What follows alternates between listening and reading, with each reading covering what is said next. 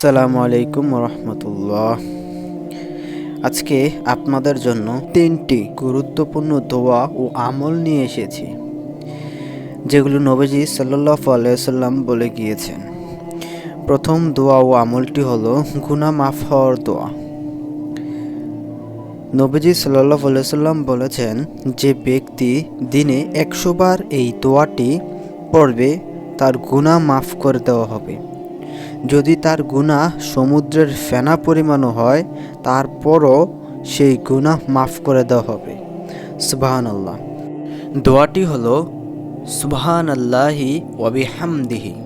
আমি এখানে আরবি এবং বাংলা উচ্চারণ সহ দিয়ে দিলাম, আপনারা দেখে দেখে পড়ে নেবেন। অনেক সময় উচ্চারণও ভুল হয়, যার জন্য আমি এখানে লিখে দিয়ে দিলাম আপনাদের সামনে। তো ইনশাল্লাহ আপনারা এই আমলটি করবেন নিয়মিত, ইনশাল্লাহ ফল পাবেন। দ্বিতীয় আমলটি হলো নবীজি সাল্লাল্লাহু আলাইহি ওয়াসাল্লাম সবচেয়ে প্রিয় জিকির, যেগুলো নবীজি সাল্লাল্লাহু আলাইহি ওয়াসাল্লাম প্রত্যেক ফরজ নামাজের পর পড়তেন। আমলটি হলো সুবহানাল্লাহ 33 বার, আলহামদুলিল্লাহ 33 বার, আল্লাহু আকবার 34 বার। আমি এখানে আরবি এবং বাংলা উচ্চারণ সহ দিয়ে দিলাম। যারা আরবি পড়তে পারেন না, তারা বাংলা উচ্চারণটা দেখে দেখে পড়ে নেবেন, আর যারা আরবি পড়তে পারেন তারা আরবিটা দেখে পড়ে নিতে পারবেন। এই আমলটি করলে কি হবে? এই আমলটি যারা নিয়মিত করবে তারা কখনোই ক্ষতিগ্রস্ত হবে না, তারা সবসময় আল্লাহর হেফাজতে থাকবে, তারা কখনোই ক্ষতিগ্রস্ত হবে না। তো ইনশাল্লাহ আমরা সবাই এই আমলটি করব নিয়মিত।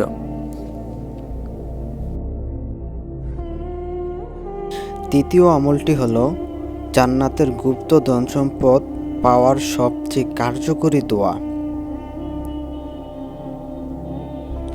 নবীজি সাল্লাল্লাহু আলাইহি ওয়াসাল্লাম বলেছেন, এটি জান্নাতের গুপ্ত ধনগুলোর মধ্যে একটি।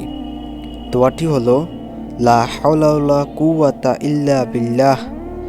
এখানে আমি আরবি এবং বাংলা উচ্চারণ সহ দিয়ে দিলাম। যারা আরবি পড়তে পারেন না তারা বাংলা উচ্চারণটা দেখে পড়ে নেবেন। অনেক সময় আমাদের বলাতে বাংলা উচ্চারণ ভুল হয়, তো যারা আরবি ভালোভাবে পড়তে পারেন তারা উচ্চারণটা সঠিকভাবে পড়ে নেবেন। এই দোয়াটা আপনি যে কোনো সময় পড়তে পারবেন, আপনি হাঁটা চলা যে কোনো কাজের মাঝে, অথবা আপনি শোয়ার সময় বা শুয়ে শুয়ে যে কোনো সময় আপনি এই দোয়াটি পড়তে পারবেন। আপনি যত বেশি এই দোয়াটি পড়বেন তত বেশি আপনার কার্যকরী হবে।